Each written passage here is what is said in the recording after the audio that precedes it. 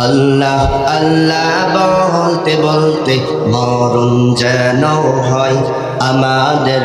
আল্লাহ আল্লাহ বলতে বলতে মরণ যেন হয়। আমরা আল্লাহর নাম নিতে নিতে মরতে চাই কি চাই না? চান কারা কারা একটু হাত তোলেন তো। সবাই চান?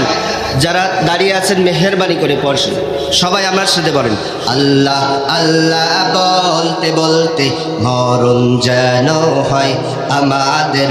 আল্লাহ আল্লাহ বলতে বলতে মরণ যেন হয়। মরণ কালে জবান যেন, মরণ কালে জবান যেন কালিমা নসিব হয়।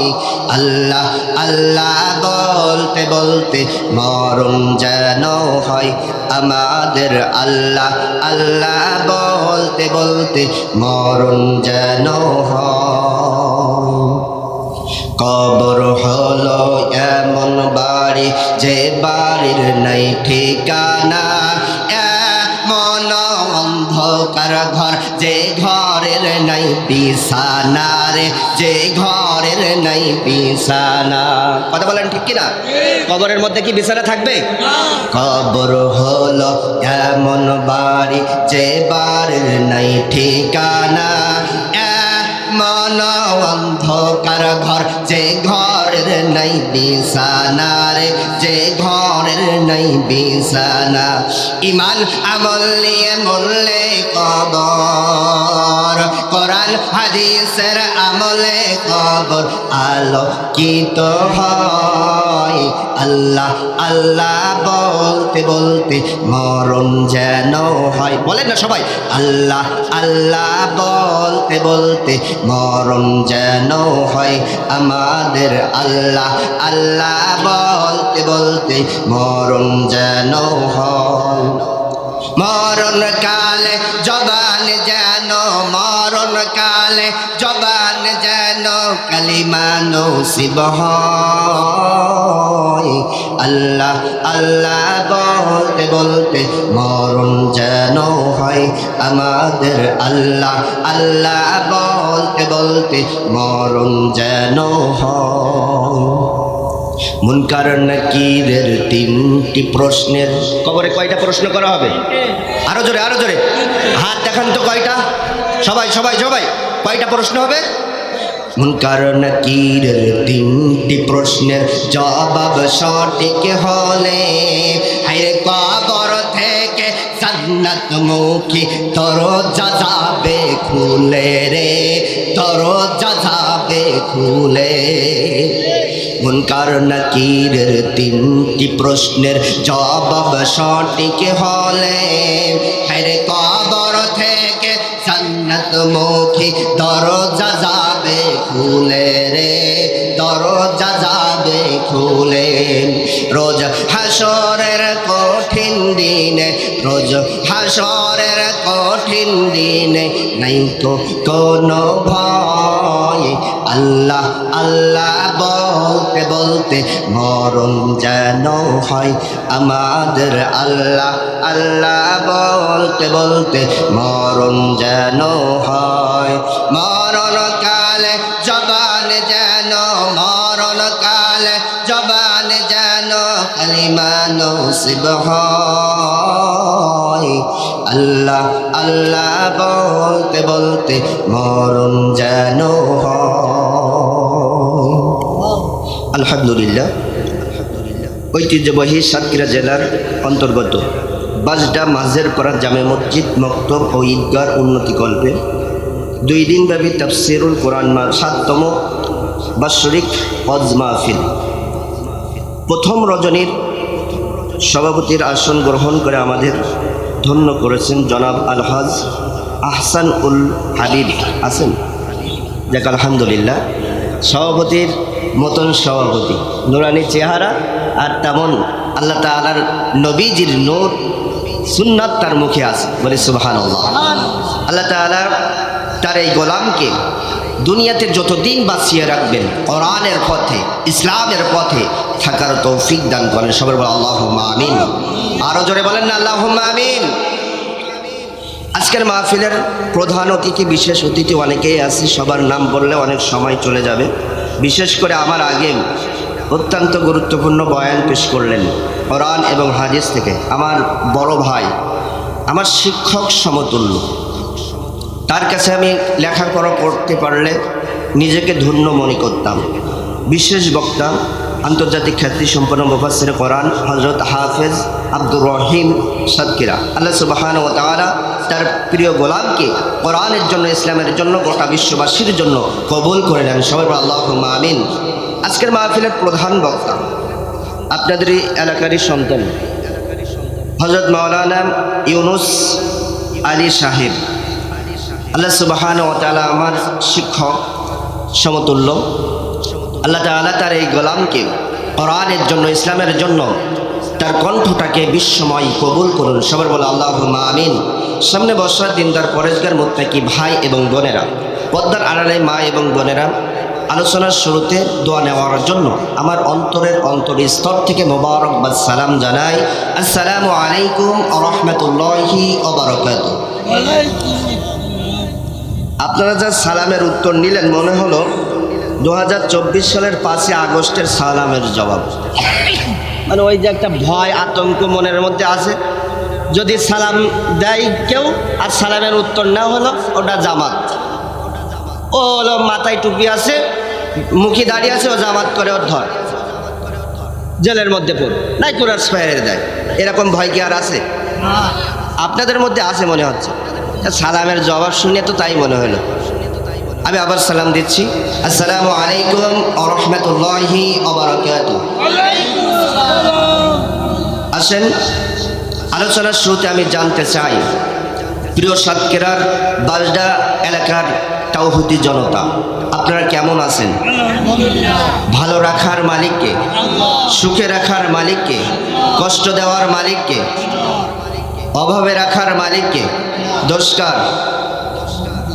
হ্যাঁ, যাক আলহামদুলিল্লাহ। তাহলে আমার কথা মনে হয় আপনারা শুনছেন যে আল্লাহ সুবহানাহু ওয়া তাআলা মাগরিবের পর থেকে কোরআন এবং হাদিস অনুযায়ী বিভিন্ন রেফারেন্স সহ গুরুত্বপূর্ণ আলোচনা শোনার মতন তৌফিক শত শত লক্ষ লক্ষ মানুষের মধ্য থেকে বাছাই করে, হাতে গোনা কয়েকজনকে বাছাই করে কোরআনের মজলিসে আসার মতন তৌফিক যে রব্বে কারিম দিলেন, সেই রব্বে কারিমের দরবারে শুকরিয়ার ঝান্ডা আদায় করি। সবাই বলে আলহামদুলিল্লাহ। রব্বানা লাকাল হামদ হামদান কাসীরান তাইয়্যিবান মুবারাকান ফি। দুরূদ ও সালাম পাঠ করি বিশ্ব মানবতার মুক্তির দৌদের প্রতি, যে নবী অন্ধকার যুগে এসে যুগটাকে আলোকিত করেছিল, যে নবী বর্বরতার যুগে এসে যুগটাকে আলোকিত করেছিল, যে নবী আপনার আমার জন্য মুআল্লিম, শিক্ষক, যে নবী কঠিন কিয়ামতের ময়দানে মানুষের মাথার কাছে যখন সূর্যটা চলে আসবে, মানুষের মাথার মগজগুলো টকবক টকবক টকবক করে ফুটান্ত পানির মতন ফুটতে থাকবে। মানুষেরা দিশেহারা হয়ে এক প্রান্ত থেকে আর এক প্রান্তে দৌড়ে চলে যাবে। কেউ যাবে তার বাবার কাছে, কেউ যাবে তার ভাইয়ের কাছে, বোনের কাছে, মায়ের কাছে, সবাই ওই দিন দূর দূর দূর দূর করে তাড়িয়ে দেবে। কিন্তু আপনার আমার কলিজার টুকরা নবী, যে নবীর উম্মত হিসেবে আমরা ধন্য, সেই নবী আপনার আমার জন্য কিয়ামতের ময়দানে সেজদাই করে ইয়া উম্মতি বলে কাঁদবেন ততক্ষণ পর্যন্ত নবীজির সমস্ত উম্মতকে জাহান্নাম থেকে বাঁচিয়ে জান্নাতে না দেওয়া হবে ততক্ষণ ইয়া উম্মতি বলে কাঁদবে। আরো জোরে বলেন সুবহানাল্লাহ। সেই নবীজির শানে আমরা সবাই দরুদ পাঠ করি, সবাই বলি সাল্লাল্লাহু আলাইহি ওয়াসাল্লাম। দোয়া মাগফিরাত কামনা করি সেই সব ভাইদের জন্য যারা দিনের জন্য, কোরআনের জন্য, ইসলামের জন্য তাদের তাজা জীবনকে উৎসর্গ করলেন। আল্লাহ সুবহানাহু ওয়া তাআলা ওই সমস্ত মধ্যে মুজাহিদদেরকে জান্নাতের উচ্চ মাকাম যেন দান করেন। সবাই বলি আল্লাহুম্মা আমিন। আরো জোরে বলি আল্লাহুম্মা আমিন। আমার ভাইয়েরা, আমি আলোচনার ভূমিকা ছাড়াই আলোচনার মধ্যে যেতে চাই। আমি আপনাদের সামনে আলোচনা করার জন্য পবিত্র কোরআনুল কারীমের 114টি সূরার মধ্যে 68 নম্বর সূরার প্রথম 4 আয়াত তেলাওয়াত করেছি। বুঝে থাকলে বলেন তো শুনি, কত নাম্বার, কয়টা আয়াত তেলাওয়াত করেছি? আরো জোরে বলেন। এই সূরার আয়াত সংখ্যা 52, রুকু সংখ্যা 2, অক্ষর সংখ্যা 1289 আর বাক্য সংখ্যা 301। এই সূরাটি মক্কায় অবতীর্ণ হয়, এ কারণে এই সূরাকে মক্কি সূরা বলা হয়ে থাকে।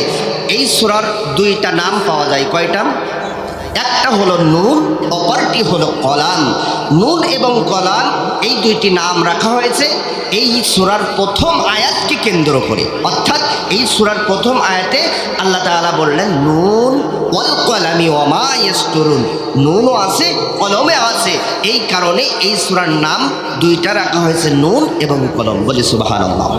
তাহলে যা থেকে আমরা কথা শুনবো তার সংক্ষিপ্ত পরিচয়টা আমরা জেনে নিলাম। এবার আসেন, আলোচনার আগে আমরা জেনে নিই এই আয়াতগুলো নাজিলের কারণটা কি, শানে নজুলটা কি, কোন প্রেক্ষাপটে আয়াতগুলো নাজিল হয়েছে। এগুলো যদি জানি তাহলে আমাদের জন্য সুবিধা হবে আয়াতের অর্থগুলো বোঝার। তাই আসেন আমরা শানে নজুলের দিকে চলে যাই।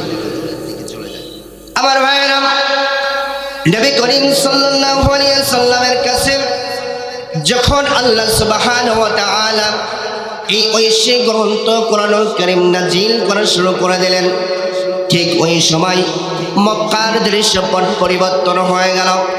40 বছর পর্যন্ত নবী মুহাম্মদুর রাসূলুল্লাহ সাল্লাল্লাহু আলাইহি সাল্লাম মক্কার কাফের মুশরিকদের চোখের সামনে চলাফেরা করেছেন, তার বিরুদ্ধে কোনো অভিযোগ করছিল না, কোনো দোষ ছিল না। 40 বছর পর্যন্ত নবীজি মক্কার কাফের মুশরিকদের চোখের সামনে বড় হয়েছে।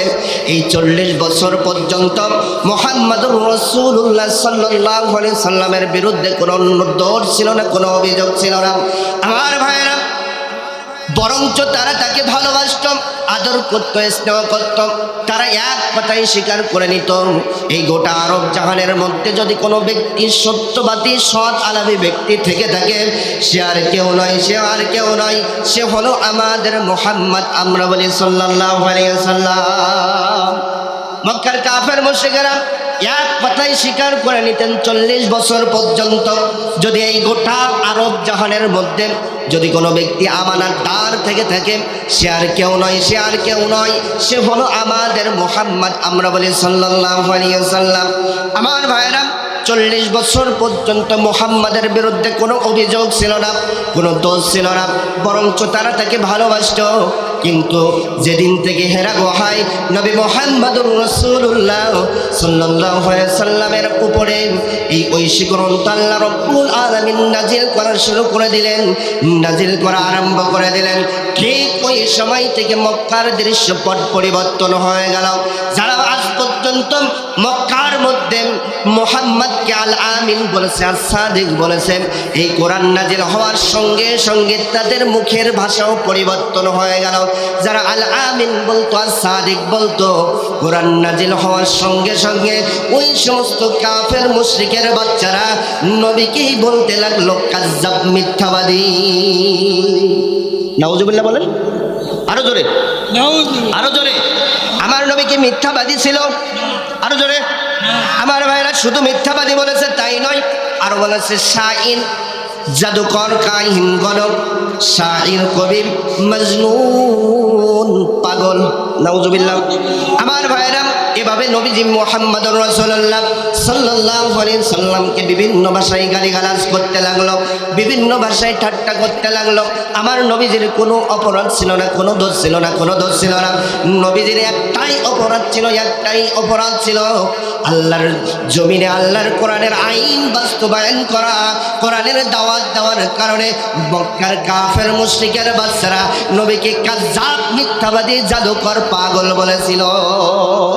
নাউজুবিল্লাহ বলেন। আমার ভাইরা, তাহলে যে কোরআন এখান থেকে 1500 বছর আগে নবীজির উপর নাজিল হয়েছিল, এই কোরআনের দাওয়াত দেওয়ার কারণে নবীজিকে তারা ফুল দিয়ে বরণ করে নেয় নাই, নবীজিকে তারা পাথর মেরেছে, আঘাত করেছে, এমনকি নবীজিকে পাগল বলেছে, জাদুকর বলেছে, মিথ্যাবাদী বলেছে। ঠিক একই কোরআনের দাওয়াত 1500 বছর পরে এই যুগেও যারা দেয়, ঠিক এই যুগের কিছু নব্য আবুল আহাব, আবু জেহেলের বাচ্চারা, কোরআন বিদ্বেষী, ইসলাম বিদ্বেষী শয়তানের বাচ্চারা, আলেম ওলামার টুপি আর দাড়ি দেখলে তাদেরকে বলে জঙ্গিবাদ, মৌলবাদ, রাজাকার। এখন আবার নতুন করে গালি দিচ্ছে ধর্ম ব্যবসায়ী। কথা বলেন ঠিক কিনা? আরো জোরে বলেন ঠিক কিনা? তাহলে বোঝা গেল যে কোরআনের নাজিল হওয়ার সঙ্গে সঙ্গে নবী মুহাম্মদুর রাসূলুল্লাহ সাল্লাল্লাহু আলাইহি ওয়াসাল্লাম যখনই কোরআনের দাওয়াত দিয়েছে নবীকে ফুল দিয়ে বরণ করে নাই নবী মুহাম্মদুর রাসূলুল্লাহ সাল্লাল্লাহু আলাইহি ওয়াসাল্লামকে পাথর মেরেছে, নির্যাতন করেছে, নিপীড়ন করেছে, নবীকে দেশ থেকে বের করে দিয়েছে, এমনকি নবীর নামে মামলা করেছে, নবীজির সাহাবায়ে কেরামদেরকে শহীদ করে দিয়েছে, তবুও তারা কোরআনের পথ থেকে সরে যায় নাই। ও সাতক্ষীরার তৌহিদের জনতা, আমি দেখতে চাই এই একই কোরআনের দাওয়াত ১৫০০ বছর পরে আজকের যুগে দিতে গেলে আপনার উপরে হামলা আসবে, মামলা আসবে, জেল আসবে, জুলুম আসবে, তবুও জুলুমের ভয় করা যাবে না। রক্ত দেওয়া লাগলে রক্ত দিতে হবে, নির্যাতন খেতে হলে নির্যাতন খেতে হবে, তবুও কোরআনের পথ থেকে সরে যেতে রাজি না, রাজি না। কারা কারা দুই হাত কারা হাত তুলে আল্লাহকে দেখান তারা তারা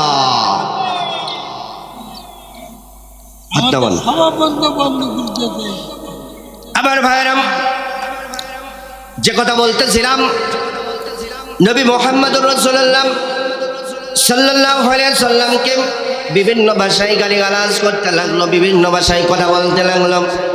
আমার নবীজি যাতে আপসেট না হারিয়ে ফেলে, আমার নবীজি যাতে হতাশাগ্রস্ত না হয়ে পড়ে, আমার নবীজি যাতে দুশ্চিন্তা না করে, আমার নবীজি যাতে টেনশন না করে, আমার নবীকে সান্ত্বনা দেওয়ার জন্য আল্লাহ রাব্বুল আলামিন পবিত্র কোরআনুল কারীমের ৬৮ নম্বর সূরা সূরাতুল কলমের প্রথম কয়েকটি আয়াত নাযিল করে দিলেন। নুন ওয়াল কলামি ওয়া মা ইয়াসতুরুন। নুন এবং কলমের কসম, যা দিয়ে আমরা লিপিবদ্ধ করি। মা আনতা বিনি'মাতি রাব্বিকা বিমাজনুন।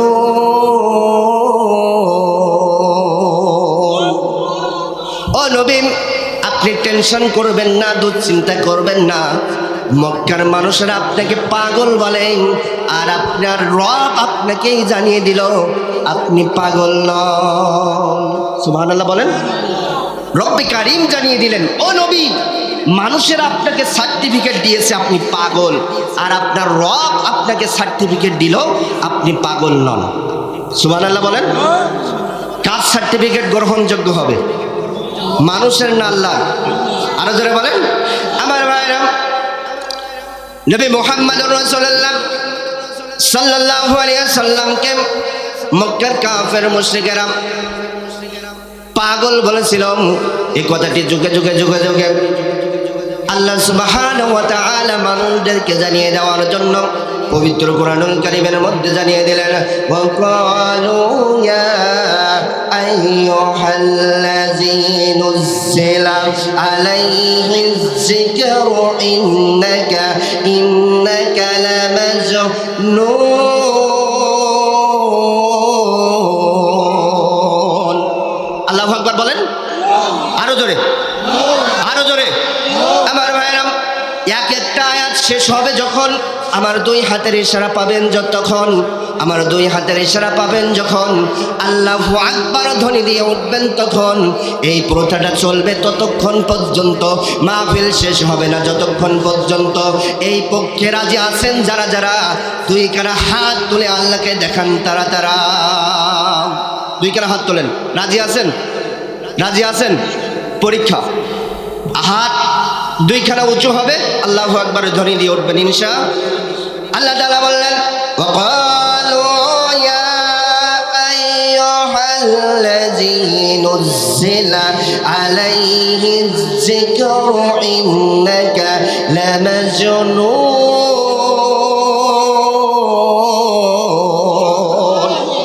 আল্লাহ তাআলা বললেন, মক্কার মানুষেরা মানুষদেরকে ডেকে ডেকে ডেকে ডেকে মক্কার কাফের মুশরিকেরা মানুষদেরকে ডেকে ডেকে বলতো, ও মক্কার মানুষেরা, তোমরা শোনো, তোমরা শোনো, তোমরা শোনো।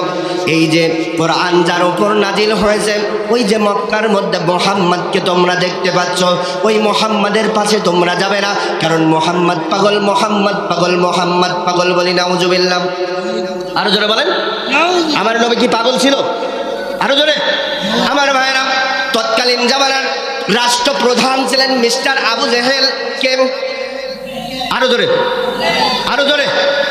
এই আবু জেহেল মুহাম্মাদের নাম নিশানা মুছে ফেলার জন্য, মক্কার জমিন থেকে মুহাম্মাদের নাম নিশানা মুছে ফেলার জন্য, মানুষদের কাছ থেকে মুহাম্মাদকে বিচ্ছিন্ন করার জন্য সকল রকম পাইতারা, সকল রকম ষড়যন্ত্র চক্রান্ত শুরু করলো।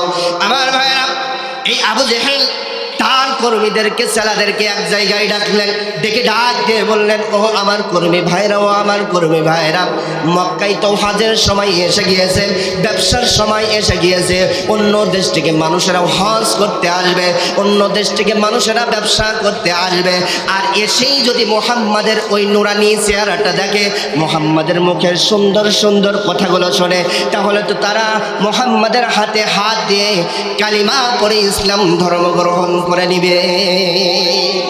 আল্লাহু আকবার বলেন। আমার ভাইরা, আবু জেহেল বলতে লাগলো, কি করা যায়, কি করা যায়, মুহাম্মাদের নাম নিশানা কিভাবে মক্কার জমিন থেকে মুছে ফেলা যায়, মুহাম্মাদকে কিভাবে কিভাবে জনগণ থেকে বিচ্ছিন্ন করা যায়, বলো বলো বলো। চক্রান্ত শুরু করলো। আমার ভাইরা, এক এক কর্মী এক এক পরামর্শ দিল, কারোর পরামর্শ গ্রহণ করলো না। শেষমেশ আবু জেহেল ডাক দিয়ে বললেন, আমি একটা পরামর্শ দেই, দেখো তো কেমন লাগে। এই মক্কার মধ্যে প্রবেশ করার জন্য, অন্য দেশ থেকে অন্য রাষ্ট্র থেকে প্রবেশ করার জন্য প্রবেশ পথ রাস্তা রয়েছে, পথ রয়েছে 12টা। বুঝে থাকলে বলেন তো শুনি, অন্য দেশ থেকে অন্য রাষ্ট্র থেকে মক্কার মধ্যে প্রবেশ করার জন্য রাস্তা কয়টা আছে? আরো জোরে, জোরে হইল না? আরে সামনে নির্বাচন, চা খাবে না তোর বাড়াই 100 ভোল্টে হবে। এখন তো চা দিচ্ছি না, একটু একটু ভোল্ট হবে না? হ্যাঁ, কয়টা রাস্তা? আরো জোরে, জোরছে বলেন, জোর হইল না? আমার ভাইরা, এই 12টা রাস্তায় আবু জেহেল বলতে লাগলো, এই 12টা রাস্তায় আমাদের লোকগুলো নারী পুরুষ দিয়ে লেলিয়ে দেব, টাকা লাগলে টাকা দেব, পয়সা লাগলে পয়সা দেব, বাড়ি লাগলে বাড়ি দেব, গাড়ি লাগলে গাড়ি দেব, নারী লাগলে নারী দেব, যা চাইবে তাই দেব। এদের একটাই কাজ হবে, যারাই অন্য দেশ থেকে ব্যবসা করতে আসবে, যারাই অন্য দেশ থেকে হজ করতে আসবে, তাদের কাছে গিয়ে গিয়ে বলবে, মক্কার মধ্যে নতুন পাগলের আবির্ভাব হয়েছে, নাম তার মুহাম্মদ, নাম তার মুহাম্মদ। ওই মুহাম্মাদের কাছে যাওয়া যাবে না, মুহাম্মাদের কাছে যাওয়া যাবে না, কারণ মুহাম্মদ পাগল, মুহাম্মদ পাগল, মুহাম্মদ পাগল। নাউজুবিল্লাহ বলেন। আমার ভাইরা, এই চক্রান্ত করে আবু জেহেল 12টি পয়েন্টে মক্কার রাষ্ট্র থেকে মিলিয়ন মিলিয়ন টাকা খরচ করে 12টি পয়েন্টের লোক লেলিয়ে দিলেন। আমার ভাইরা, লোকগুলো যখন লেলিয়ে দিলেন, এই ঘটনার সাথে একটু আমাদের বাংলাদেশের ইতিহাসটা একটু মেলান। আমাদের বাংলাদেশের বিগত যে সরকার ছিল, লেডি ফেরাউন খুনি আছে না? আরো ডানে হাত তুলে বলেন, ডানে হাত তুলে বলেন, ঠিক কিনা? আমার ভাইরা, এই লেডি ফেরাউন সব থেকে নির্যাতন বেশি। এই 16 বছর দাড়ি আর টুপি যাদের দেখেছে, ওই হুজুরদের ধরিয়েছে আর কুরাস ফায়ারে দিয়েছে, আয়না করে পড়েছে। ডানে হাত তুলে বলেন, ঠিক কিনা? আমার ভাইরা, হুজুরদের কিভাবে গ্রেফতার করা যায়, হুজুরদের কিভাবে আয়না ঘরে পড়া যায়, হুজুরদের কিভাবে চার দেওয়ালের মধ্যে পড়া যায়, সেও চক্রান্ত করলো। বাংলাদেশের টাকাগুলো, মিলিয়ন মিলিয়ন টাকাগুলো রাষ্ট্র থেকে, বাংলাদেশের রাষ্ট্র থেকে মিলিয়ন মিলিয়ন মিলিয়ন মিলিয়ন টাকাগুলো খরচ করে জঙ্গি নাটক সাজিয়ে আলেম উলামাদেরকে গ্রেফতার করে আয়না ঘরে চার দেওয়ালের মধ্যে, এমনকি ফাঁসির মঞ্চে ঝুলিয়ে হত্যা করেছে শয়তানের বাচ্চা। কথা বলেন, ঠিক কিনা? আমার ভাইরা, তাহলে ওই লেডি ফেরাউন আর ওই মক্কার আবু জেহেল ইয়াকিম, সেও টাকা খরচ করে আলেমদের বিরুদ্ধে লেগেছিল, এও আলেমদের বিরুদ্ধে লেগেছিল টাকা খরচ করে। তাহলে এই লেডি ফেরাউনের খুনি হাসিনার রক্ত মাংস যদি পরীক্ষা করা হয়, তাহলে বোঝা যাবে এর শরীরের মধ্যে আবুল আহাব, আবু জেহেল, উতবা, সাইবা, মুগীরার রক্ত প্রবাহিতমান। ডান হাত তুলে বলেন, ঠিক কিনা? আমার ভাইরা, সে চক্রান্ত করে মক্কার 12টির পয়েন্টে যখন লোকগুলো লেলিয়ে দিল, ঠিক এমন সময় যারা হজ করতে আসে অন্য দেশ থেকে মক্কার মধ্যে, যারা ব্যবসা করতে আসে অন্য রাষ্ট্র থেকে মক্কার মধ্যে, ঠিক এমন সময় ওই 12টি পয়েন্টে আবু জেহেলের লোকেরা তাদের কাছে গিয়ে গিয়ে বলতে লাগলো, ও আমার ভাইরা তোমরা শোনো, এই মক্কার মধ্যে একজন নতুন পাগলের আবির্ভাব হয়েছে। নাম তার মোহাম্মদ। ওই মোহাম্মদের কাছে যাবে না, কারণ মোহাম্মদ পাগল। আমার ভাইরা যারা হজ করতে এসেছিল মক্কায়, যারা ব্যবসা করতে এসেছিল মক্কায়, তারা নিজেরাই বলতে লাগলো, একজন আরেকজনের সাথে বলতে লাগলো, আজ পর্যন্ত মক্কায় এত বছর হজ করতে আসলাম, ব্যবসা করতে আসলাম, আজ পর্যন্ত কোনো পাগল দেখলাম না। হঠাৎ কি এমন পাগলের আবির্ভাব হয়েছে যার থেকে আমাদেরকে সাবধান করার জন্য, সতর্ক করার জন্য মক্কার রাষ্ট্রপ্রধান আবু জেহেল মক্কার রাষ্ট্র থেকে মিলিয়ন টাকা খরচ করে। আমাদের হজ হোক বা না হোক, আমাদের ব্যবসা হোক বা না হোক, আমরা এই মোহাম্মদ নামের পাগল না দেখে বাড়িতে যাব না। আল্লাহু আকবার বলেন। আমার ভাইরা দেখবেন, মানুষের একটা বদ অভ্যাস রয়েছে। যদি বলা হয় এই বালটা বাজারের মধ্যে একটা পাগল এসেছে, ওই পাগলের সামনে গেলেই কিন্তু হাতে কামড় মারে। দেখবেন ওই পাগল দেখার জন্যে গাছের আবডাল দিয়ে হোক, দেয়ালের আবডাল দিয়ে হোক, পাগল দেখার জন্য মানুষেরা যায়। কতক্ষণ যায় না? আমার ভাইরা যারা হজ করতে এসেছিল, ব্যবসা করতে এসেছিল, তারা বলতে লাগলো, আমাদের হজ হোক বা না হোক, আমাদের ব্যবসা হোক বা না হোক, আমরা মোহাম্মদ নামের পাগল না দেখে বাড়ি যাব না। এরা দল বেঁধে আমার ভাইয়েরা মোহাম্মদ নামের পাগল দেখতে ছুটে চললেন। তারা নিজেরাই বর্ণনা করেন, আমরা যতই মোহাম্মদের দিকে যাই, ততই মোহাম্মদের দিক থেকে আমাদের নাকের মধ্যে সুগন্ধি আসতে শুরু করলো। আমার ভাইয়েরা যারা হজ করতে এসেছিল, ব্যবসা করতে এসেছিল, তারা যখন দল বেঁধে যখন মোহাম্মদের কাছে চলে গেল, তারা অবাক হয়ে গেলেন। তারা একজন আর একজনের সাথে বলতে লাগলো, কি ব্যাপার ভাইরা, আজ পর্যন্ত আমরা কতই না পাগল দেখেছি। ওই পাগলগুলোর মাথার চুলগুলো থেকে এলোমেলো উষ্ণ খুষ্ক ময়লা, চুল দিয়ে শরীর দিয়ে পচা দুর্গন্ধ বের হয়, শরীরে যে জামাটি থাকে ওই জামাটি থাকে ছেঁড়া নোংরা। কিন্তু এই মক্কার মধ্যে এ কেমন মোহাম্মদ পাগল। এই মোহাম্মদকে যতই আমরা দেখি, ততই মোহাম্মদের প্রেমে আমরা পড়ে যাই। রহমাতুল লিল আলামিন নবী, রহমাতুল লিল আলামিন নবী, তোরা বুঝিবে আমার দয়াল নবীর শান। সবাই একটু বলেন তো শুনি, রহমাতুল লিল আলামিন নবী, রহমাতুল লিল আলামিন নবী, কোরআনে প্রমাণ, আশিক বিনে কে বুঝিবে আমার দয়াল নবীর শান, উম্মত বিনে কে বুঝিবে আমার মায়ার নবীর শান। নবী আমার মদিনারি বুলবুল, আমার আল্লাহ ভালোবেসে নামটি দিলেন হাবিবে রাসূল। নবী আমার মদিনারি বুলবুল, আমার আল্লাহ প্রেম করিয়া নামটি দিলেন মোহাম্মদ রাসূল।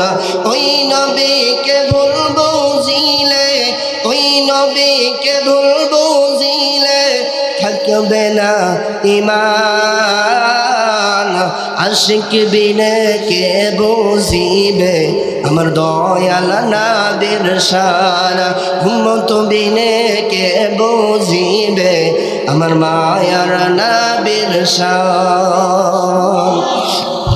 আমার ভাইরা, যে কথা বলতেছিলাম, যারা হজ করতে এসেছে, ব্যবসা করতে এসেছে, মোহাম্মদের শরীর দেখে, মোহাম্মদের চেহারা দেখে তারা অবাক হয়ে গিয়েছে, আশ্চর্য হয়ে গিয়েছে।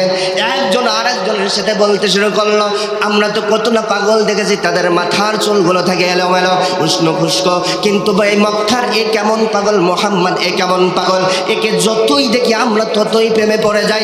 ডাক দিয়ে বললেন, ও মোহাম্মদ, বলো বলো বলো, মক্কার মানুষেরা তোমাকে কি জন্য পাগল বলে, কি জন্য পাগল বলে?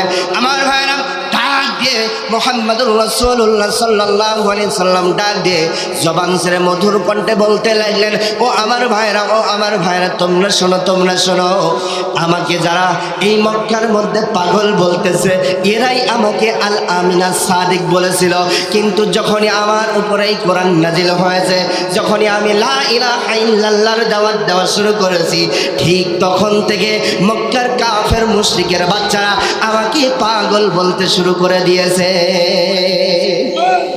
আবার ভাইরা, যারা হজ করতে এসেছিল, ব্যবসা করতে এসেছিল, তারা বলতে লাগলো, ও মুহাম্মদ, বুঝতে পেরেছি আবু জেহেল ক্ষমতা লোভী, চেয়ার লোভী, গদি লোভী, আমরা আর আবু জেহেলের দলে নেই।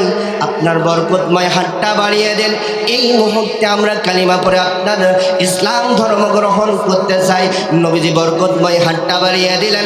সঙ্গে সঙ্গে যারা হজ করতে এসেছিল, যারা ব্যবসা করতে এসেছিল, সবাই দল বেঁধে মুহাম্মাদের হাতে হাত দিয়ে কালিমা পড়ে নিলেন, লা ইলাহা ইল্লাল্লাহু মুহাম্মাদুর রাসূলুল্লাহ সাল্লাল্লাহু আলাইহি ওয়াসাল্লাম।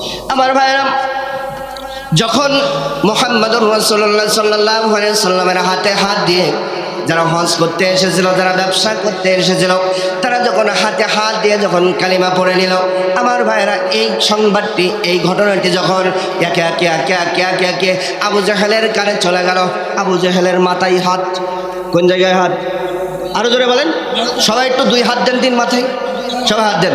আবুল আহাব এইরকম করতে সবাই করবেন, সর্বনাশ সর্বনাশ সর্বনাশ, কি করতে চাইলাম, কি হয়ে গেল, মুহাম্মদকে পচাইতে চাইলাম, মুহাম্মাদের নাম নিশানা মুছে ফেলতে চাইলাম, এখন দেখি মুহাম্মদ এই মক্কার জমিনে ভাইরাল হয়ে গিয়েছে। অমাকারু অমাকারাল্লাহ আল্লাহু খায়রুল মাকিরিন।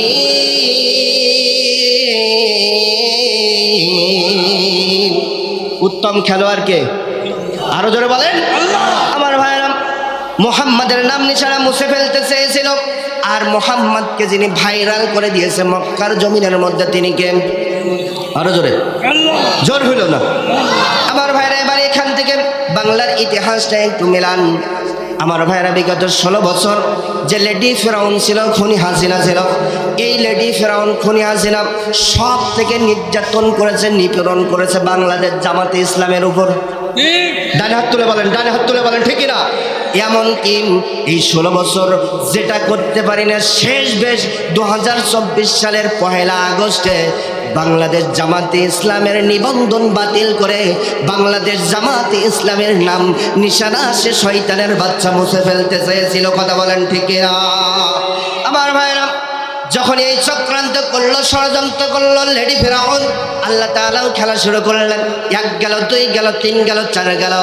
যখনই 5 তারিখ আসলো, ছোট ছোট মাসুম সন্তানদের, ছোট ছাত্রদের গণ আন্দোলনের ভয়ে খুনি হাসিনা লেডি ফেরাউন গণভবনের পিছনের দরজা দিয়ে পালাতে বাধ্য হয়েছে। কথা বলেন ঠিক না?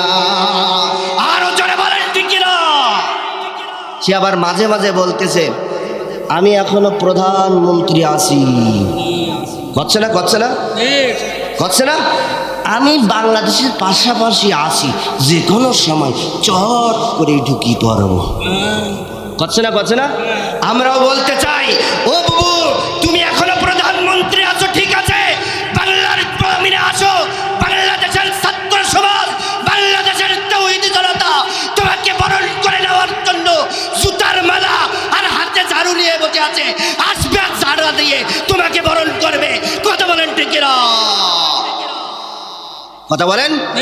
সে বলতেছে কি, আমি এখনো প্রধানমন্ত্রী। আওয়ামী জননী তুমি হারনি, পালিয়ে গেছো তুমি এটাই জানি। ডানে হাত তুলে বলেন ঠিক না? আওয়ামী জননী তুমি হারনি, দাদার কাছে আসো এটাই জানি। ডানে হাত তুলে বলেন ঠিক না? ওগো শেখ হাসিনা তুমি হারনি, মুদির কাছে আসো এটাই জানি। দেশটাকে চুষে খেলে 16টি বছর, প্রকৃত দেশপ্রেম পায়নি কদর। ডানে হাত তুলে বলেন ঠিক কিনা? যারা এই প্রকৃতি দেশপ্রেম ছিল এই 16 বছর খুনি হাসিনা, ফেরাউন হাসিনা তাদেরকে ধরে ধরে আইনে ঘরে পড়েছে, এমনকি জেলের মধ্যে পড়েছে, ফাঁসির মঞ্চে ঝুলিয়েছে, এমনকি তাদেরকে পুরাস ফায়ার দিয়ে এই শয়তানের বাচ্চা চকুর করেছে। কথা বলেন ঠিক কিনা? দেশটাকে চুষে খেলে 16টি বছর, প্রকৃত দেশপ্রেম পায়নি কদর। তুমি তো চিনে সেরা শয়তানের রানী। কথা বলেন, কথা বলেন। পালিয়ে গেছো তুমি, আরো বলেন, আরো বলেন। এটাই জানি আওয়ামী জননী তুমি হারনি, দাদার কাছে আসো এটাই জানি। উন্নয়নের নামে মূলা ধরিয়ে 100 কোটি টাকা নিয়ে গেলে পালিয়ে। আরো ডান হাত তুলে বলেন, ডান হাত তুলে বলেন ঠিক না? আমার ভাইয়ের আমরা দেখেছি বিগত 16 বছর একটাই জমেছে উন্নয়ন, উন্নয়ন, উন্নয়ন, উন্নয়ন। কতক্ষণ কতক্ষণ, কিন্তু আমরা এখন দেখতেছি পত্রিকার মাধ্যমে দেখতেছি, সংবাদ মাধ্যমে দেখতেছি তারা দেশটাকে উন্নয়ন করে নাই, দেশটাকে পথে ফেলে তারা নিজেদের উন্নয়ন করে দেশ থেকে পালিয়ে গিয়েছে। কথা বলেন ঠিক না? উন্নয়নের নামে মূলা ধরিয়ে 100 কোটি টাকা নিয়ে গেলে পালিয়ে। তুমি তো ছেলে সেরা ছাত্রুন্নি। কতক্ষণ কতক্ষণ, পালিয়ে গেছো তুমি এটাই জানি। ওগো শেখ হাসিনা তুমি হারনি, দাদার কাছে আসো এটাই জানি। আলেম ওলামাকে দিয়েছো ফাঁসি, মুখে বলেছো কোরআন ভালোবাসি। কতক্ষণ কতক্ষণ, আমার ভাইরা বিগত 16 বছর সব থেকে নির্যাতন করেছে আলেম ওলামাদেরকে উপর, সব থেকে নির্যাতন করেছে আলেমদের উপর। এমনকি এই 16 বছর জেলখানার মধ্যে পড়েছে আলেমদেরকে, এমনকি ফাঁসির মঞ্চে ঝুলিয়েছে, এমনকি আমাদের প্রাণপ্রিয় মুফাসসির আল্লামা দেলোয়ার হোসেন সাঈদীকে ইনজেকশনের মাধ্যমে শয়তানের বাচ্চা হত্যা করেছে। কথা বলেন ঠিক না? আমরা বলতে চাই এই আমাদের প্রাণপ্রিয় মুফাসসির আল্লামা দেলোয়ার হোসেন সাঈদীর বিচার যদি বাংলার জমিনে না হয়, বাংলাদেশের তাওহীদি জনতা আবার কাপড়ের কাপড় বেঁধে, মাথায় কাপড়ের কাপড় বেঁধে রাজপথে আবারও নেমে পড়বে। এতে রাজি আছেন কারা কারা? 2 কারা হাত তুলে আল্লাহকে দেখান তারা তারা। আলেম ওলামাকে দিয়েছো ফাঁসি, মুখে বলেছো কোরআন ভালোবাসি। তুমি তো ছিলে সেরা মিথ্যাবাদী। কতক্ষণ কতক্ষণ, পালিয়ে গেছো তুমি এটাই জানি। ওগো শেখ হাসিনা তুমি হারনি, দাদার কাছে আসো এটাই জানি। ডান হাত তুলে বলেন ঠিক না? বিগত 16 বছর শুধু একটাই যুক্ত, আমি যে করেই হোক 41 সাল। বলতো না, বলতো না? আমার ভাইরা বলেন তো শুনে, আমি যে এখন কথা বলছি এর পরের কথাও কি বলতে পারবো? আমি যে এখন স্টেজে আছি এখান থেকে কি নামতে পারবো? আপনারা যে এখানে আসেন এখান থেকে কি বাড়ি যেতে পারবেন, বলতে পারবেন? কিন্তু সে বলতো যে করেই হোক, খুন করে হোক, গুম করে হোক 41 সাল পর্যন্ত আমরা ক্ষমতায় থাকবো। কতক্ষণ কতক্ষণ বলতো না? একটা ঘটনা মনে পড়লো, বলবো? রাগ করবেন না তো? রাগ করবেন না তো? গায়ে বাঁধবে না তো? এক লোক 7 তলা বিল্ডিং বানিয়েছে। কয় তলা? আরো জোরে বলেন। 7 তলা। 7 তলা বিল্ডিং বানিয়ে ওপরের তলায় একটা কারুকার্য দিয়ে কোটি কোটি টাকা খরচ করে পাথুরি টাইলস দিয়ে একটা ঘর নির্মাণ করেছে। কি নির্মাণ করেছে? আরো জোরে বলেন। ওই ঘরের মধ্যে লক্ষ টাকা দামের একটা কম্বল আর একটা খাট রেখেছে। ওই ব্যক্তি যখন ওই 7 তলার মধ্যে প্রবেশ করেছে, খাটের উপর যখন শুয়েছে, ওই কম্বলটা যখন মুড়াই দিয়েছে, ঠিক ওই সময় ওই ব্যক্তির মনের মধ্যে অহংকার আসতে শুরু করলো। বলতে লাগলো, আমাকে এই 7 তলা থেকে কেউ নামাইতে পারবে না, কেউ নামাইতে পারবে না, কেউ নামাইতে পারবে না। বলেন তো ভাইরা, ওই ব্যক্তিকে ওই 7 তলা থেকে যিনি নামাইতে পারেন তিনি কে? আরো জোরে, আরো জোরে। রাত 9টার সময় অহংকার করলেও কেউ নামাইতে পারবে না। কয়টা? আরো জোরে। 9টার সময় অহংকার করলো আমার ভাইরা। দেখা গেল 9টা গেল, 10টা গেল, 11 গেল, 12 গেল, ঠিক রাত যখন 4টা বেজেছে, আল্লাহ তাআলা একটা ছোট্ট ঝাঁকুনি মেরেছেন, একটা ভূমিকম্প মেরেছেন। ঠিক ওই ভূমিকম্পের ভয়ে এমন জোরে 7 তলা থেকে দৌড় মেরেছে, কখন যে লুঙ্গি কম্বলের মধ্যে আটকে গিয়েছে তা টের পাই না। কি আটকে গিয়েছে? আরো জোরে বলেন। এক দূরে একেবারে রাস্তায় চলে গেছে। এসি নিচের দিকে তাকায় দেখে সর্বনাশ, সব হেডলাইট আগলা, সব দেখা যাইতিস একবার মাঠ ফাঁকা। কোনো রকম হাত দিয়ে মাঠটা ঢেকলো। ঢাকার পরে পাশে ছিল এক ভাই, দৌড়ে এসে কিন্তু ভাই এ অবস্থা হইলো কিভাবে, এ অবস্থা হইলো কিভাবে? ডাক দিয়ে বলতে লিখতিস, ভাই আর বলি না, আল্লাহ তাআলা এমন একটা ঝাঁকুনি দিয়েছে, ওই ঝাঁকুনির ভয়ে এমন জোরে 7 তলা থেকে দৌড় মেরে পালিয়েছি, কখন যে আমার লুঙ্গি কম্বলের মধ্যে আটকে গিয়েছে তা টের পাই না। আল্লাহু আকবার বলেন। সেই আল্লাহ এখন কি আছে? মনে হয় দুর্বল হয়ে গেছে। হ্যাঁ, ওরে বয়স হয়ে গেছে না, না শক্তি আছে আল্লাহর। আমার ভাইরা, তাহলে বোঝা গেল, এখান থেকে বোঝা গেল রাত 9টার সময় অহংকার করেছিল। ওই অহংকার করার পর রাত 4টার সময় ওই ব্যক্তিকে উলঙ্গ করে ন্যায্য করে যিনি রাস্তায় নামিয়েছিলেন, গলার আওয়াজটা বড় করে বলেন তো তিনি কে?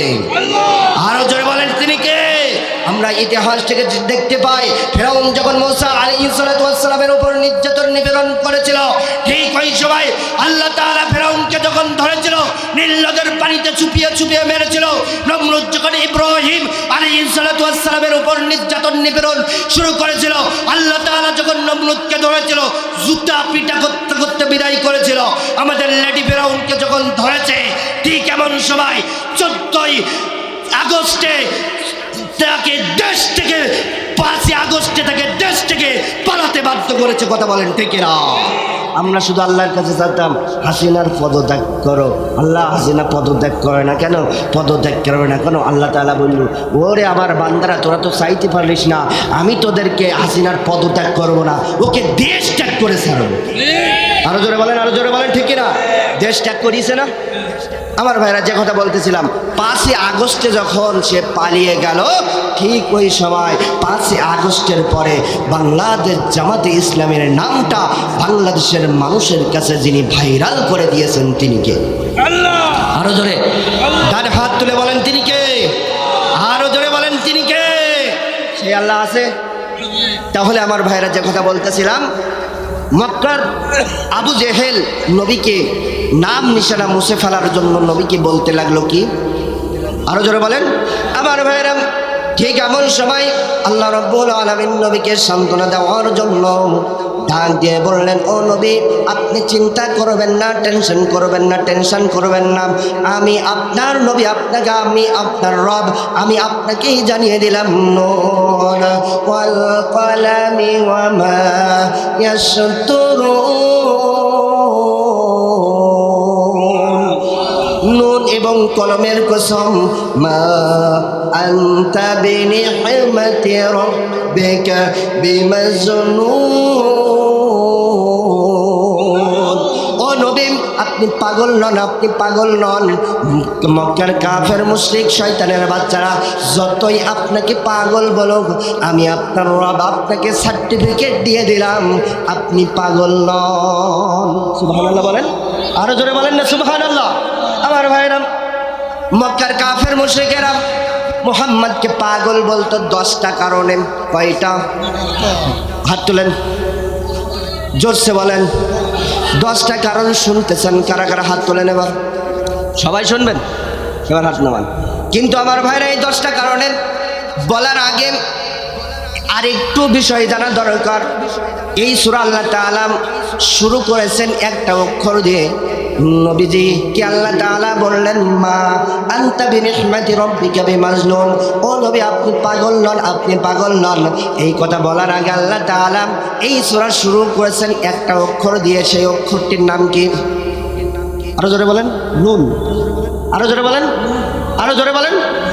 কি কারণে আল্লাহ তাআলা এই নুন দিয়ে এই সূরাটি শুরু করেছেন? জানতে মন চাই কি চাই না? আরো জোরে।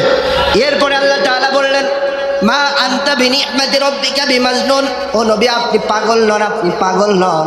এই কথা বলার আগে আল্লাহ তাআলা একটা জিনিসের কসম খাইলেন। আল্লাহ তাআলা বললেন নুন ওয়াল কলামি ওয়া মা ইয়াসতুরুন, কলমের কসম আমি আপনাকে পাগল করে পৃথিবীতে পাঠাই নাই। সুবহানাল্লাহ বলেন। তাহলে আল্লাহ তাআলা ডাইরেক্ট বলতে পারতেন নবী আপনি পাগল নন, কিন্তু এই সূরা প্রথম শুরু করলেন নুন দিয়ে, এরপরে আবার বললেন কলমের কসম। এই কলমের কসম কেন খেলেন আর এই নুন দিয়ে কেন এই সূরা শুরু করলেন জানতে মন চাই কি চাই না? আরো ধরে বলেন, একটু সময় দেবেন তো, সবাই কষ্ট হবে না তো? আলোচনা কিন্তু এইবার শুরু করেছি আমি। ওই ঘটনা মনে করেন ঘটনা করি চকি আঙুল দিয়ে ওই টানিয়া কেউ 2 ঘন্টা আলোচনা করার প্লেয়ার আমি না। আলোচনা যেটা হবে তাফসীর ভাই আস্তে আস্তে ঘটনা বহুল যাবে, ইনশাল্লাহ শুনতে রাজি আছেন আমার ভাইরা? এবার আসেন নুন দিয়ে কি জন্য আল্লাহ তাআলা এই সূরা শুরু করেছেন আমরা জানি নেই। আমার ভাইরা অধিকাংশ মুফাসসির বলেছেন এই নুন হলো হরফে মুকাত্তাআত, বিচ্ছিন্ন একটা অক্ষর। আল্লাহ তাআলা পবিত্র কোরআনুল কারীমের 114টি সূরার মধ্যে 29টি সূরায় শুরু করেছেন এই হরফে মুকাত্তাআত দিয়ে। কয়টা সূরা? 29টা সূরা হরফে মুকাত্তাআত দিয়ে শুরু করেছেন। কয়টা সূরা? আরো জোরে বলেন। ওয়াজ শুনলে হবে না, মুখস্থ করে নিয়ে যেতে হবে। লাস্টে কিন্তু আমি নৈবেত্তিক ধরব, উত্তর কিন্তু দিতে হবে, পারবেন না? আমার ভাইরা 29টা সূরা শুরু করেছেন হরফে মুকাত্তাআত দিয়ে। মজার ব্যাপার হলো কোন সূরা শুরু করেছেন 1 অক্ষর দিয়ে, আবার কোন সূরা শুরু করেছেন 2 অক্ষর দিয়ে, আবার কোন সূরা শুরু করেছেন 3 অক্ষর দিয়ে, আবার কোন সূরা শুরু করেছেন 5 অক্ষর দিয়ে। আমার ভাইরা যেমন পবিত্র কোরআনুল কারীমের 50 নম্বর সূরা শুরু করেছেন 1 অক্ষর দিয়ে, কফ ওয়াল কুরআনিল মাজিদ। আবার শুরু করেছেন 1 অক্ষর সদ নুন, আছে আছে আছে। আবার ভাইরা আবার 2 অক্ষর দিয়েও শুরু করেছেন হ্যাঁ মিম ইয়াসিন।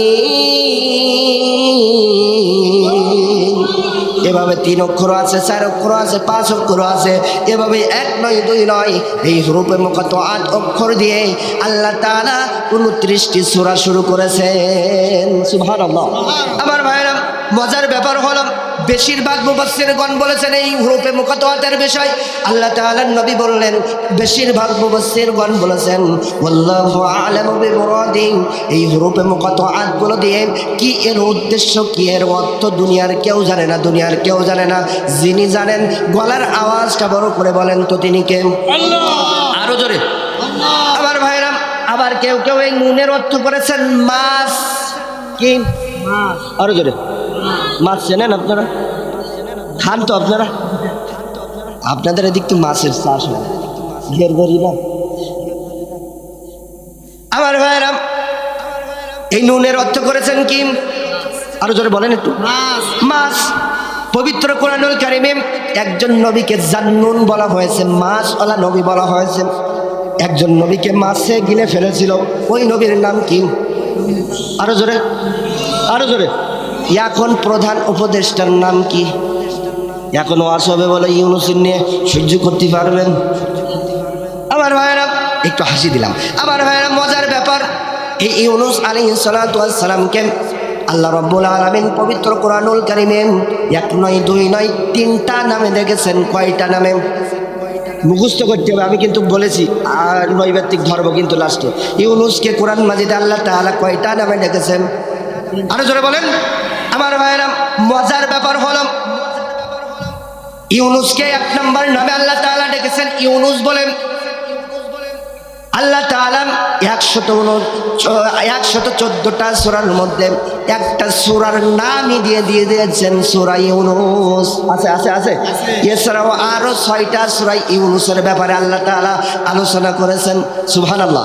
আমার ভাইরা মজার ব্যাপার হলো পৃথিবীতে যত নবী আলাইহিস সালাতু ওয়াস সালাম পৃথিবীতে এসেছে, এই যত নবী এসেছে তাদের মধ্যে দুইজন নবী মায়ের পরিচয়ে পৃথিবীতে বড় হয়েছিল। মায়ের পরিচয়ে পৃথিবীতে কয়জন নবী বড় হয়েছিল? আরো জোরে। একজন হলেন ঈসা ইবনে মারিয়াম, মারিয়ামের ছেলে ঈসা আলাইহিস সালাতু ওয়াস সালাম। আর একজন হলেন ইউনুস ইবনে মাত্তা, মাত্তার বেটা ইউনুস আলাইহিস সালাতু ওয়াস সালাম। সুবহানাল্লাহ বলেন। আমার ভাইরা, যে কথা বলতেছিলাম, আল্লাহ তাআলা পবিত্র কুরআনুল কারীমে ইউনুসকে কয়টি নামে ডেকেছেন? এই তো আলহামদুলিল্লাহ, মুখস্থ করতে হবে। কয়টা নামে? 3টা নামে। এক নাম্বার হলো ইউনুস কি? আরো জোরে বলেন। ইউনুস বলে ডেকেছেন। 2 নাম্বার হলো জান্নুল মাসলা নবী। 3 নাম্বার হলো সাইবুল হদ। আমার ভাইরা, কোন মুফাসসিরগণ বলেছেন এই নুনের অর্থ করেছেন মাছ। মাছ দ্বারা ওই জান্নুল নবী মাসলা নবী ইউনুস আলাইহিস সালাতু ওয়াস সালামকে বলে যাইয়েছেন। কারণ হলো এই ইউনুস আলাইহিস সালাতু ওয়াস সালাম সেও তার কওমের মানুষদের কাছ থেকে এমন বিরোধিতার সম্মুখীন হয়েছিল। তাকেও তার কওমের মানুষেরা, তার এলাকার মানুষেরা তাকেও তারা পাগল বলেছিল, মিথ্যাবাদী বলেছিল। আমার ভাইরা, পবিত্র কোরআনুল কারীমের 21 নম্বর সূরা সূরাতুল আম্বিয়ার 87 নম্বর আয়াতে আল্লাহ তাআলা এই ঘটনাটি জানিয়ে দিলেন, বলে দিলেন, ওয়াজান্নুনি ইনদাহাবা মুগাদিবান ফাজান্না আল্লান নাকদিরা আলাইহি ফানাদা ফিজ যুলুমাতি আল্লা ইলাহা ইল্লা আনতা সুবহানাকা ইন্নী কুনতু মিনাজ জালিমিন।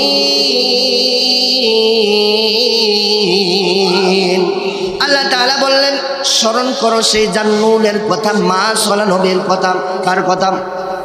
আর জোরে বলেন। মাসলা নবীর কথা, ইউনুসের কথা, যে তার এলাকার মানুষদের উপর রাগান্বিত হয়ে এলাকা ছেড়ে চলে গিয়েছিল। কি ছেড়ে চলে গিয়েছিল? আর জোরে বলেন। ভাই আরেকটু টোন দেন, একটুখান মনে হয় কমাইছেন আপনি। আমার ভাইরা, যে কথা বলতেছিলাম, ইউনুস আলাইহিস সালাতু ওয়াস সালাম এলাকা ছেড়ে চলে গিয়েছিল। এর মূল ঘটনা হলো ইউনুস আলাইহিস সালাতু ওয়াস সালামকে যে এলাকার জন্য, যে কওমের জন্য মানুষ নবী হিসেবে আল্লাহ তাআলা প্রেরণ করেছিলেন, পাঠিয়েছিলেন, সেই এলাকার মানুষদের কাছে সবাই একটু দুরূদ শরীফ পড়ি। আল্লাহুম্মা সাল্লি আলা। ভাই টোনটা বাড়ান, প্রথমে তো ভালো ছিল, কমাইছেন না?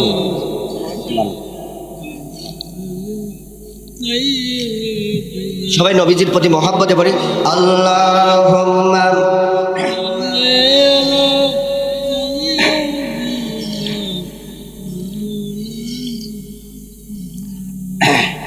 ওয়া আলা আলি সাইয়্যিদিনা হাবিবানা মুহাম্মদ। আমার ভাইরা, যে কথা বলতেছিলাম, ইউনুস আলাইহিস সালাতু ওয়াস সালামকে যে এলাকার জন্য নবী হিসেবে আল্লাহ তাআলা প্রেরণ করেছিলেন, পাঠিয়েছিলেন, সেই এলাকার মানুষদের কাছে দীর্ঘদিন ধরে দিনের দাওয়াত দিতে শুরু করলেন। আমার ভাইরা, দীর্ঘদিন যখন দিনের দাওয়াত দিতে শুরু করলেন, ইউনুস আলাইহিস সালাতু ওয়াস সালামের এলাকার মানুষেরা, কওমের মানুষেরা তার দিন গ্রহণ করলো না, রিজেক্ট করলো, বাতিল করে দিল। আমার ভাইরা, ইউনুস আলাইহিস সালাতু ওয়াস সালাম রাগান্বিত হয়ে গেলেন। রাগান্বিত হয়ে আল্লাহ তাআলার সিদ্ধান্ত আসার আগেই তিনি সিদ্ধান্ত দিয়ে দিলেন, আগামী 3 দিনের মধ্যে ও আমার এলাকার মানুষেরা, তোমরা শুনে নাও, তোমরা জেনে নাও, আগামী 3 দিনের মধ্যে আল্লাহ তাআলা তোমাদেরকে আযাব দিয়ে, গজব দিয়ে তোমাদেরকে ধ্বংস করে দিবে। আল্লাহু আকবার। কয়দিন? আরো জোরে বলেন। 3 দিনের আলটিমেটাম দিয়ে ইউনুস আলাইহিস সালাতু ওয়াস সালাম ওখান থেকে ওয়াদানা গন্তব্যের দিকে রওনা করলেন। যেতে আমার ভাইরা, এই 3 দিন যে আলটিমেটাম দিলেন, এদিকে ইউনুস আলাইহিস সালাতু ওয়াস সালামের এলাকার মানুষেরা তারা তাদের দিনের দাওয়াত গ্রহণ না করলে কি হবে? ইউনুসকে তারা ভালোবাসত, মন দিয়ে প্রাণ দিয়ে ভালোবাসত। আমার ভাইরা, ইউনুস যে তাদের মাঝে নবী হিসেবে এসেছিল, তারা এটা মানত, তারা এটা গ্রহণ করত। ইউনুস যে আল্লাহ তাআলার পক্ষ থেকে তাদের মাঝে নবী হিসেবে আল্লাহ তাআলা তাদের মাঝে পাঠিয়েছেন, এটা তারা মানত। আমার ভাইরা, কিন্তু তারা এটাও মানত যে ইউনূস আলাইহিস সালাতু ওয়াস সালাম বলেছেন আগামী 3 দিনের মধ্যে আল্লাহ তাআলা আমাদেরকে ধ্বংস করে দিবে। আল্লাহ তারাও এটা মানত। তার নমুনাও যখন তারা পেতে শুরু করলো, ঠিক এমন সময় তারা তাদের এলাকার মানুষদের গবাদি পশুগুলো নিয়ে, শিশু বাচ্চাদেরকে নিয়ে বন জঙ্গলের মধ্যে চলে গেলেন। বন জঙ্গলের মধ্যে চলে গিয়ে আল্লাহ তাআলার কাছে তওবা করলেন, ক্ষমা চাইলেন। কিতাবের মধ্যে পাওয়া যায়, হাদিসের মধ্যে পাওয়া যায়, কোনো মানুষ বা কোনো জাতি পাপাচারে নিমজ্জিত হওয়ার পরে আল্লাহ তাআলার কাছে তওবা যদি করতে পারে, ওই ব্যক্তির তওবা কবুল করে নিয়ে জীবনের গুনাহগুলো যিনি মাফ করে দেন, ডিলিট করে দেন, গলার আওয়াজটা বড় করে বলেন তো তিনি কে? আমার ভাইরা, ইউনূস আলাইহিস সালাতু ওয়াস সালাম যখন তার এলাকার মানুষেরা যখন বন জঙ্গলের মধ্যে গিয়ে আল্লাহ তাআলার কাছে তওবা করলেন, অনুতপ্ত হয়ে যখন ক্ষমা চাইলেন, আল্লাহ তাআলা তাদের তওবা কবুল করলেন। তাদের উপর আর আযাব আর গজব দিলেন না। আল্লাহু আকবার বলেন।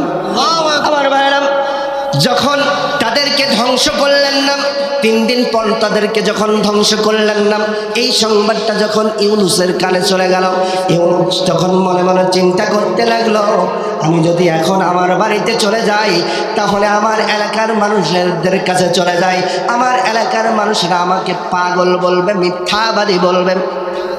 কারণ 3 দিনের আলটিমেটাম আমি দিয়ে এসেছি। আমি যদি আমার এলাকায় ফিরে যাই, তাহলে বলবে ইউনূস তুমি তো আমাদেরকে বলেছিলে 3 দিনের মধ্যে আমাদেরকে ধ্বংস করে দিবে, দেই নাই তো, তুমি একটা মিথ্যাবাদী। কথা বলেন ঠিক কিনা আমার ভাইয়েরা? আর ওই সময় একটা প্রথা চালু ছিল, যদি কোনো ব্যক্তি মিথ্যাবাদী সাব্যস্ত হয়ে থাকে তাকে মৃত্যুদণ্ড দেওয়া হতো, মেরে ফেলা হতো। আমার ভাইয়েরা, ইউনূস আলাইহিস সালাতু ওয়াস সালাম তখন চিন্তা করলেন, আমি যদি আমার এলাকার মধ্যে ফিরে যাই, তাহলে আমাকে মানুষরা মিথ্যাবাদী বলবে, আমাকে নিয়ে সমালোচনা করবে, পাগল বলবে। আমি আর বাড়িতে যাব না, আমার এলাকায় ফিরে যাব না, আমার কওমের মানুষদের কাছে ফিরে যাব না। এই কথা চিন্তা করেন তিনি ওখান থেকে অজানা গন্তব্যের দিকে রওনা করলেন। যেতে যেতে যেতে যেতে বিশাল বড় একটা নদী পড়লো, বিশাল বড় একটা সমুদ্র পড়লো। এখন ওই নদী পার হওয়ার জন্য কি দরকার? আরো জোরে, আরো জোরে। হাসিনার নৌকা না, হ্যাঁ, ও কিন্তু ডুবি গেছে, মোর কিন্তু আর মাথা ছাড়াও দিয়ে উঠি দেওয়া যাবে না। কতক্ষণ ঠিক না? যে নৌকা বাহিনী আমাদেরকে 16 বছর নির্যাতন করেছে, নিপীড়ন করেছে, ওই নৌকা বাহিনীদেরকে বাংলার মানুষ আর বাংলাদেশে মাথা ছাড়া দিয়ে উঠতে দেবে না। এই পক্ষে রাজি আছেন যারা যারা, সত্যিরা তাওহীদে জনতারা, 2 কানা হাত তুলে আল্লাহকে দেখান, তারা তারা রাজি আছেন?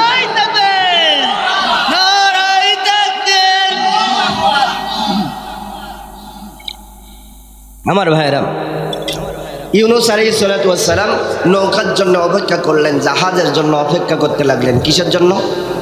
আরো জোরে বলেন।